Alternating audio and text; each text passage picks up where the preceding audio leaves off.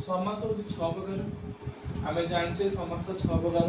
प्रथम तत्पुरुष समास, दुई कर्मधारय समास, तीन दिगु, चार द्वंद्व समास, पाँच बहुब्रीहि समास, छह अव्ययभाव समास। तत्पुरुष समास क्या कहवा ना तत्पुरुष हूँ जो समास विभक्ति युक्त हुए तत्पुरुष समास कहुए। आम जाने तत्पुरुष समास हूँ छह प्रकार। प्रथम तत्पुरुष, द्वितीय तत्पुरुष, तृतीय तत्पुरुष, चतुर्थ तत्पुरुष और षष्ठ तत्पुरुष। से कर्मधारय समास ना जे कर्म को धारण करे कर्मधारय समास कहुए। विशेष विशेषण मिलन हेले से कौन हुए कर्मधारय समास।